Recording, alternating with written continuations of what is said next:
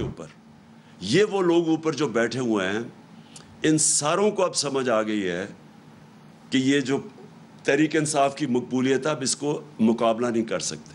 لہٰذا یہ کر کیا رہے ہیں کہ بجائے ملک کا سوچنے کے, سوائے اپنے کرپشن کیسز خارج کروانے کے لیے, اور ساروں نے مل کے وہ جو 1100 ارب روپیہ انہوں نے جو امینڈمنٹ کیا نیب پہ, اس سوائے اس کی فکر کرنے کی ان کے پاس کوئی حل نہیں ہے پاکستان کی یہ معیشت کو اور ملک کو سدھارنے کا. میں آج آپ کے سامنے یہ جو دعویٰ کرتے ہیں کہ جی ہمیں بہت بڑا مشکل پاکستان ملا, ہمیں تو پتہ نہیں بارودی سرنگیں مل گئیں. شہباز شریف جس کو بہت شوق تھا پرائم منسٹر بننے کا, اور کئی ایسے یہاں لوگ بیٹھے ہوئے تھے, وہ سمجھتے تھے کہ آئنسٹائن کے بعد دوسرا آدمی شہباز شریف آئے گا, ایک دم سارا ملک ٹھیک کر دے گا. وہ سارے سب کو آج میں یہ کہہ رہا ہوں کہ یہ جو کہہ رہے ہیں کہ سارا کچھ ہمارے پہ ڈال رہے ہیں, میں آج آپ کو اسٹیٹکس سے بتاتا ہوں, فیکٹس اور فگرز سے, اعداد و شمار سے بتاتا ہوں کہ ہمیں کون سا پاکستان ملا تھا 2018 میں, یہ جو نون لیگ چھوڑ کے گئی تھی, اور ان کو کون سا پاکستان ملا تھا. یعنی ہم جب گئے تھے اپریل میں تو تب پاکستان کے کیا حالات تھے. یہ کہتے ہیں نا بہت برے حالات تھے. جب 2018 میں جب ہمیں پاکستان ملا تھا تو جو ہمارے ریزروز تھے, جو اصل مسئلہ بھی آپ کی قوم کو بتا دوں, مسئلہ کیا ہے؟ مسئلہ یہ ہے کہ بیرونی خسارہ ہے جس کو کہتے ہیں کرنٹ اکاؤنٹ ڈیفیسٹ. جتنا آپ کا بیرونی خسارہ بڑھتا جاتا ہے آپ کو اپنے ریزرو سے پیسے دینے پڑتے ہیں, ریزروز کم ہوتے جاتے ہیں, اور جیسے جیسے ریزروز کم ہوتے جاتے ہیں روپے پہ پریشر پڑ جاتا ہے, روپیہ گرنا شروع ہو جاتا ہے, ڈالر مہنگا ہونا شروع ہو جاتا ہے. جب ڈالر مہنگا ہوتا ہے تو جو بھی چیزیں آپ باہر سے خریدتے ہیں وہ سب مہنگی ہو جاتی ہیں. جس میں تیل ہے وہ آپ باہر سے خریدتے ہیں, وہ بجلی, کیونکہ بجلی کے اندر بھی جو فیولز ڈالتے ہیں, کوئلہ یا گیس باہر سے خرید کے یا پھر تیل ڈالتے ہیں, وہ ساری مہنگی ہو جاتی ہیں. تو سب کچھ مہنگا ہو جاتا ہے جیسے جیسے آپ کا روپیہ گرنا شروع ہوتا ہے. تو لہٰذا سب سے امپورٹنٹ چیز ہوتی ہے کہ آپ کا جو بیرون ملک خسارہ, کرنٹ اکاؤنٹ ڈیفیسٹ, وہ کنٹرول میں ہو. اب یہ جب ہمیں ملا تھا پاکستان کی تاریخ کا سب سے بڑا بیرونی خسارہ تھا, 20 ارب ڈالر کا خسارہ تھا. ان کو یہ کہتے ہیں نا بڑا مشکل وقت ملا تھا. ان کو جب اپریل میں جو انہوں نے سازش کر کے ہماری گورنمنٹ گرائی, تو ان کو جو کرنٹ اکاؤنٹ ڈیفیسٹ ملا تھا بیرونی خسارہ, وہ تھا 16 ارب ڈالر.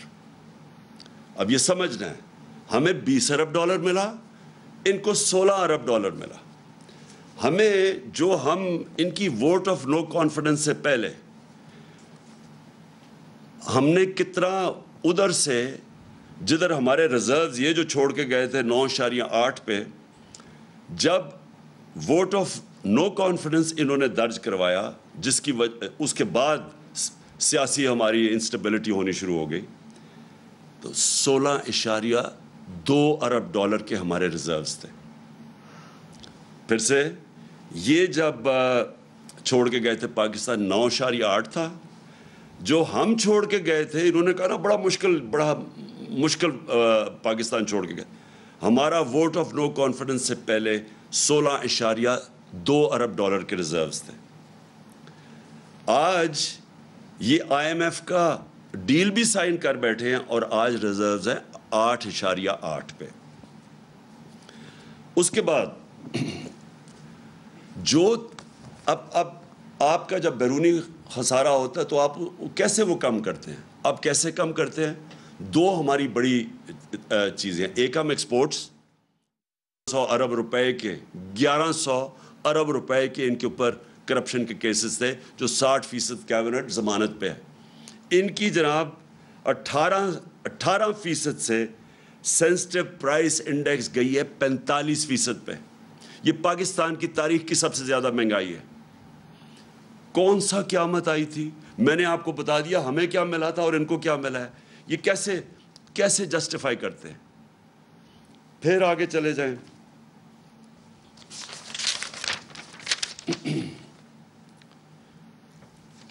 ایک طرف مہنگائی بڑھ رہی ہے، دوسری طرف اکانومی کانٹریکٹ کر رہی ہے۔ مطلب یہ کہ جو ہمارا 17 سال کے بعد ہم نے اس جگہ سے ملک جو ادھر چھوڑ کے گئے تھے ادھر سے نکال کے ہم نے جو پاکستان کی جو ریٹ تھی، گروتھ ریٹ تھی، جو دولت میں اضافہ تھا جس کو گروتھ ریٹ کہتے ہیں، ہمارے آخری 2 سال میں 5.6% اور چوتھے سال کے اندر 6%۔ 17 سال کے بعد یہ پاکستان کی سب سے بہترین اکنامک گروتھ تھی، 17 سال کے بعد۔ اب یہ مجھے بتائیں کہ آج پریڈکٹ کر رہے ہیں کہ 0.6% پہ گروتھ ریٹ چلی گئی ہے، یعنی وہاں سے گر کے نیچے آ گئی ہے۔ اس کا مطلب کیا ہے؟ گروتھ ریٹ کیوں گرے گی؟ میں اب آپ کو بتاؤں۔ جو ٹیلی فون کی انڈسٹری اور جو گاڑیوں کی انڈسٹری ہے اس میں 50% وہ بند ہو گئی ہے، یعنی وہاں بے روزگاری اب پھیل رہی ہے۔ اس کا جب انڈسٹری بند ہوتی ہے تو اس کا صرف یہی نہیں مطلب کہ بے روزگار ہوں گے، ٹیکس کے اندر کمی ہے۔ ہمارے دور میں پاکستان کی تاریخ کا، جب ہم چھوڑ کے گئے تھے اپریل میں، پاکستان کی تاریخ کا سب سے زیادہ ٹیکس اکٹھا کیا گیا تھا، جس کی وجہ سے ہم نے سبسڈائز کیا تھا پٹرول اور ڈیزل، ہم نے اپنے لوگوں کو مہنگائی سے بچایا ہوا تھا، اور کیونکہ ہم نے سب سے زیادہ پیسہ اکٹھا کیا تھا آمدنی میں۔ ان کے اب یہ جو بند ہو رہی ہے، کار کی انڈسٹری آدھی پہ فنکشن کر رہی ہے، 50% بند ہو رہی ہے۔ ٹیکسٹائل جس کے اوپر پاکستان چلتا ہے، ایکسپورٹس جس میں بڑھتی ہیں، وہ 20% بند ہو رہی ہے۔ اب اس کا مطلب یہ ہے کہ ہماری ایکسپورٹس اور کم ہو جائیں گی۔ جب ایکسپورٹس کم ہوں گی اس کا مطلب ڈالر کم آنے شروع ہوں گے۔ جب ڈالر کم آنے شروع ہوں گے بیرونی ملک کا خسارہ بڑھ جائے گا۔ جب وہ خسارہ بڑھے گا روپے کے اوپر اور پریشر پڑ جائے گا۔ تو ٹیکسٹائل 20% انڈسٹری بند ہو گئی ہے۔ سیمنٹ 34% سیمنٹ سیلز کم ہو گئی ہیں۔ پٹرول جس کے اوپر بھی گورنمنٹ پیسہ بناتی ہے، جب پٹرول زیادہ بکتا ہے تو گورنمنٹ کی آمدنی میں اضافہ ہوتا ہے۔ 22% پٹرول مہنگائی کی وجہ سے وہ کم ہو گیا ہے۔ اور اب جو 2 چیزیں ہم پاکستان فیس کر رہے ہیں، ایک طرف مہنگائی، دوسری طرف بے روزگاری، جس کی وجہ سے ورلڈ بینک اور IMF اب کہہ رہی ہیں کہ پاکستان انتشار کی طرف جا رہا ہے، سول انریسٹ کی طرف جا رہا ہے، سری لنکا والے سچویشن کی طرف جا رہا ہے، کیونکہ ان کے پاس اب کوئی حل نہیں ہے اس کا۔ تو میں آخر میں اب جو جس کی وجہ سے میں نے یہ آج آپ کے سامنے پریس کانفرنس کی تھی، میں جو آپ کے سامنے اب چیز رکھنا چاہتا ہوں وہ کیا ہے؟ ایک میں آپ کو فگر دیتا ہوں۔ ایک ہوتی ہے انٹرنیشنلی، ایک ملک کی رسک ہوتی ہے، یعنی اگر ہم اس ملک کو قرضہ دیں تو وہ کیا چانس ہے وہ قرضہ واپس کرنے کی، اس ملک کو وہ کیا اس کے پاس اتنی سکت ہے کہ وہ قرضہ واپس کر سکتی ہے۔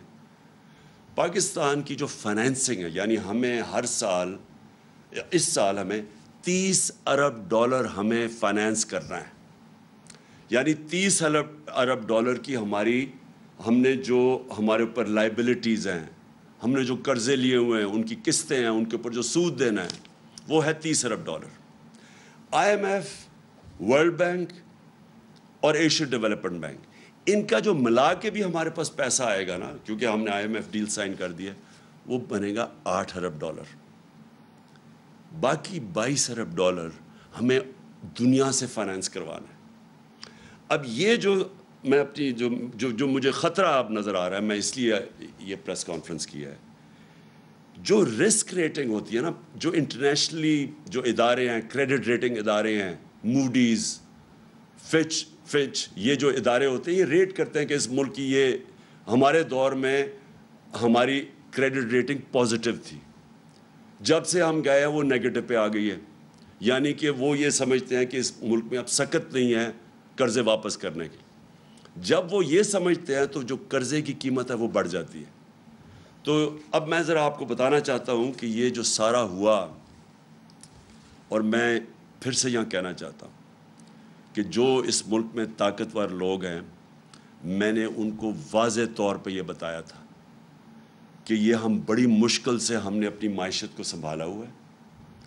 اگر اس ملک میں سیاسی استحکام نہ رہا اگر آپ نے یہ پولیٹیکل ڈیسٹیبلائزیشن ہونے دی، کیونکہ پاور تو جس کے پاس ہے وہ روک سکتے تھے یہ جو سازش ہوئی ہے ہمارے خلاف، میں نے تب کہا اور میں نے شوکت ترین کو بھی کہا کہ ان کو بتاؤ کہ ایک دفعہ ہماری سیاسی استحکام نہ رہا، یعنی یہ جو ووٹ آف نو کانفیڈنس یہ جو دائر کر رہے ہیں اور پولیٹیکل انسٹیبلٹی آ رہی ہے، اس کا ڈائریکٹ امپیکٹ پڑے گا ہماری معیشت پہ۔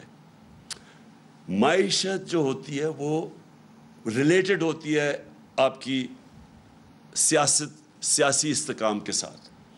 جیسے ہی آپ کا سیاسی استحکام بکھرتا ہے، معیشت بھی بکھرتی ہے، لوگوں کا کانفیڈنس چلا جاتا ہے۔ تو میں یہ ذرا آپ کو فگر دیتا ہوں کہ ہماری رسک ریٹنگ 4 مارچ کو 5% تھی، یا صرف 5% لوگ سمجھتے تھے کہ ہم اپنے قرضے یعنی واپس نہیں کر سکیں گے، یعنی رسک ہے پاکستان کو، صرف 5%۔ جیسے ہی انہوں نے vote of no confidence table کی اسمبلی میں، 4 دنوں کے اندر وہ وہاں سے گئی 5% سے دگنی ہو کے 9% پہ چلی گئی، صرف کیونکہ جیسے ہی ان کو لگا کہ اب پولیٹیکلی سٹیبل نہیں ہوگا ملک، پولیٹیکل انسٹیبلٹی ہوگی، دگنی ہوگی رسک ریٹنگ۔ اور آج کیا ہے؟ آج پاکستان کی جو رسک ریٹنگ ہے 22.7 ہے۔ 22.7 کا مطلب یہ ہے کہ ہمارے لیے باہر سے یہ جو ہمارا 30 ارب ڈالر کی فائنینسنگ کروانی ہے، اس کو فائنینس کرانا مشکل ہو جائے گا۔ جو بینکس ہیں وہ ہمیں پیسے دیتے ہوئے ڈریں گے، کیونکہ رسک پہنچ گئی ہے 22.7%۔ میری جو یہ صرف میڈیا ٹاک اس لیے ہے، میں پھر سے یہ کہتا ہوں کہ اگر جلدی سے جلدی صاف اور شفاف الیکشن کرواؤ، مجھے اس کا کوئی اتنا زیادہ فائدہ نہیں ہے پرسنلی اس وقت، کیونکہ ہمارا تو اللہ کا کرم ہے کہ جیسے جیسے یہ ملک اس طرف لے کے جا رہے ہیں، مہنگائی بڑھ رہی ہے، ان کی شکلیں دیکھ رہے ہیں، اپنے کرپشن کیسز بچا رہے ہیں، ملک سنبھالا نہیں جا رہا، ہمارا تو گراف اوپر جا رہا ہے لیکن ملک نیچے جا رہا ہے۔ اور یہ جو میں نے آپ کو بتایا کہ اگر اس ملک میں پولیٹیکل سٹیبلٹی نہیں آتی، یہ اس کی اکانومی اب سٹیبلائز نہیں ہونے لگی۔ ہماری جو اکانومی ہے، جو ہماری معیشت ہے، یہ اب نیچے جائے گی، اور نظر آ رہا ہے کہ مارکیٹ کو کوئی اب اعتماد ہی نہیں ہے، نہ اندر مارکیٹ کو اعتماد ہے نہ باہر۔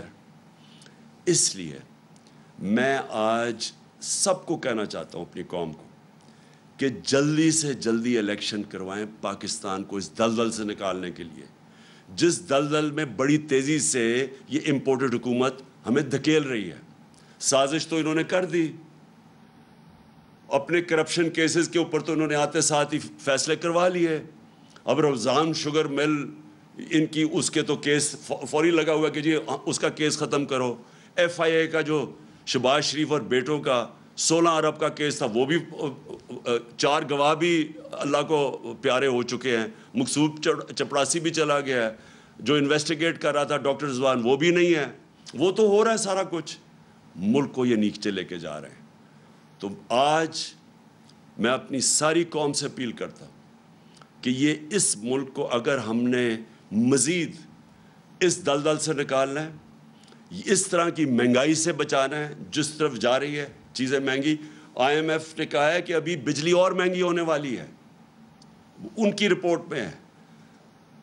ہم نے اپنے ملک کو انتشار سے بچانا ہے، فوری طور پہ صاف اور شفاف الیکشن اناؤنس کیے جائیں۔ جتنی یہ دیر کرتے جائیں گے بحران بڑھتا جائے گا، اور پھر سے مجھے خوف ہے کہ ایسا نہ وقت آ جائے کہ سب کے ہاتھ سے یہ نکل جائے۔ میں آخر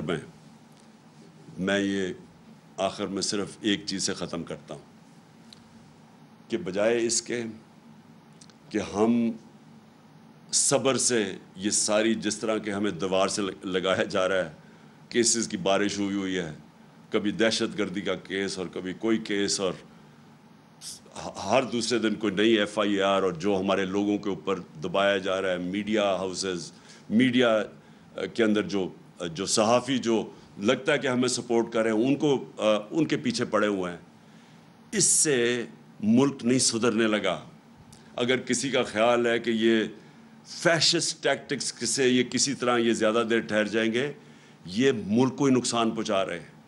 کوئی نہیں روک سکتا اس ملک میں انتشار کو اگر اسی طرح یہ چلتے رہے۔ اور میں دیکھ رہا ہوں جس طرح دیوار کی لگایا جا رہا ہے، میں آج صرف اس چیز پہ ختم کرتا ہوں کہ یہ زیادہ دیر اب ہمارا صبر نہیں رہے گا۔ اگر یہ اسی طرح چلتے رہے اور ملک کو اسی طرح نیچے لے جاتے رہے تو ہمیں پھر ایک کال دینی پڑے گی اپنی عوام کو۔ پاکستان پائندہ باد۔